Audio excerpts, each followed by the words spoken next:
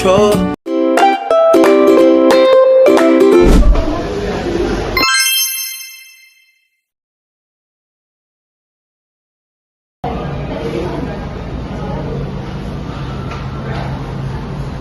Selanjutnya,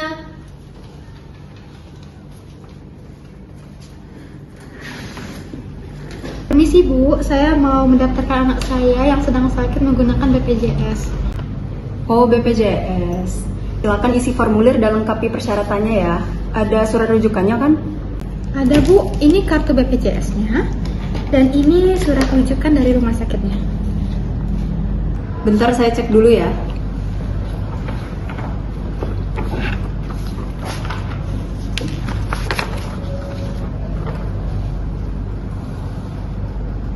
Bu, bisa dipercepat, anak saya sedang kesakitan Bu.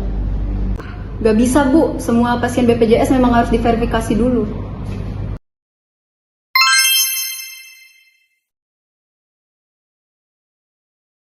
antrian selanjutnya.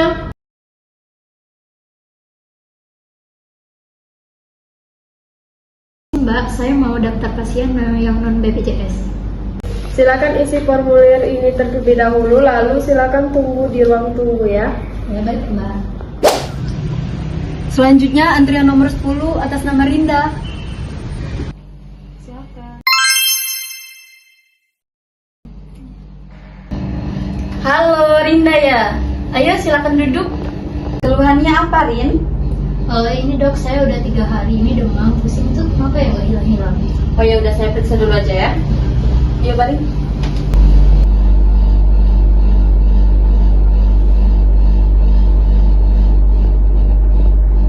Oke baik, saya akan kasih resep obatnya ya. Udah ini langsung bisa ke farmasi aja.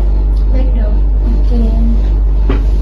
Bu, ini kita udah 1 jam loh nunggu, tapi kok belum dipanggil ya? Ya begitulah nak, kita pakai BPJS, ya antrinya lama. Nomor 20 atas nama Adel.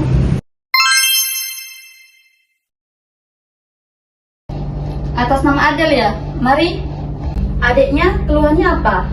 Ini dok, saya udah 3 hari sakit perut sama mama. Oh kalau gitu Bu Dokter periksa dulu ya. Iya dok.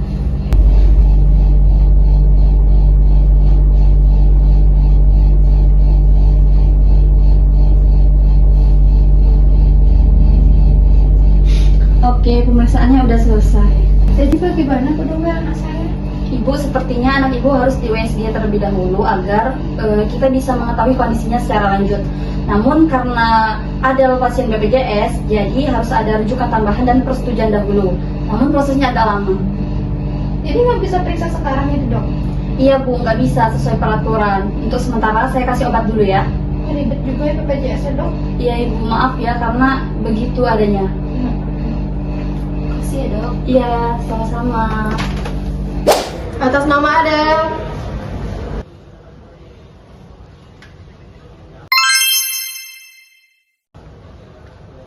Bu, sebagian obat itu ditanggung BPJS, tapi ada satu obat yang tidak ditanggung. Kalau mau lengkap, ada tambahan biayanya Bu, karena obatnya tidak bisa di-cover BPJS.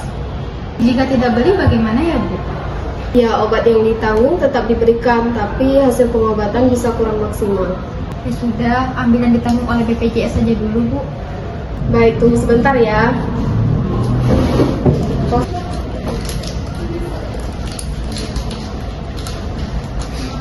Ini obatnya ya Bu. Makasih ya bu. Ya, semoga cepat sembuh. Atas nama Rinda.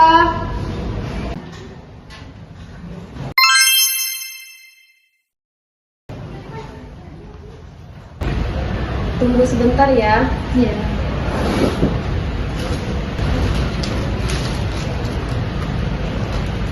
Ini obatnya totalnya 150.000. Ya, semoga lekas sembuh ya. Baik, terima kasih ya mbak. Iya.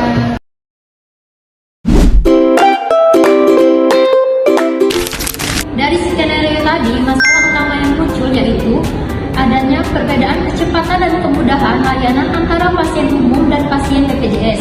Untuk pasien umum, yaitu dilayani dengan proses administrasi yang cepat dan singkat. Sedangkan untuk pasien yang BPJS itu melewati verifikasi data dengan memakan waktu yang lama atau panjang sehingga berbelit-belit. Selain itu, dalam proses pemeriksaan dokter, pasien BPJS harus mengikuti aturan rujukan tambahan sehingga pemeriksaan lanjutan seperti USG tidak bisa langsung dilakukan. Masalah lain juga terlihat di apotik, di mana tidak semua obat ditanggung BPJS, sehingga pasien harus menerima obat yang tidak lengkap atau menanggung biaya tambahan sendiri.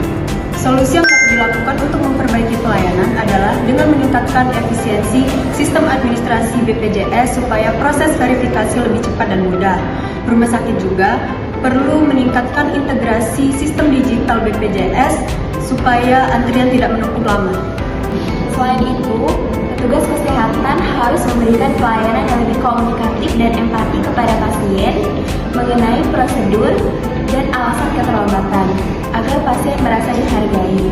Untuk masalah obat, BPJS dan pihak rumah sakit juga harus melakukan evaluasi terhadap ketersediaan obat yang ditanggung, sehingga pasien tidak merasa dirugikan dalam proses pengobatan.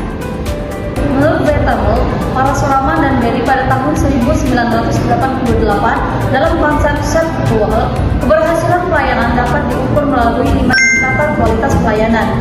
Yang pertama, reliability atau keandalan, yang merupakan kemampuan untuk memberikan pelayanan secara akurat dan juga konsisten.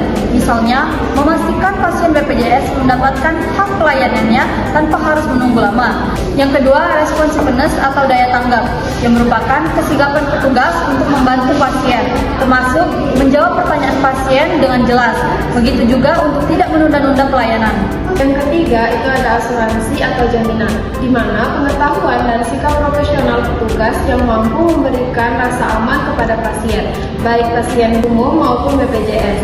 Yang keempat itu ada empati, artinya petugas menunjukkan kepedulian dan perhatian kepada pasien. Misalnya memberikan penjelasan yang ramah kepada pasien BPJS yang merasa dirugikan. Yang terakhir itu ada bukti fisik. Ini tentang fasilitas dan penampilan nyata yang bisa dilihat oleh pasien. Misalnya ruang tunggu yang bersih, alat medis yang lengkap, dan sistem antrian yang jelas, sehingga pelayanan dapat terlihat lebih cepat dan teratur.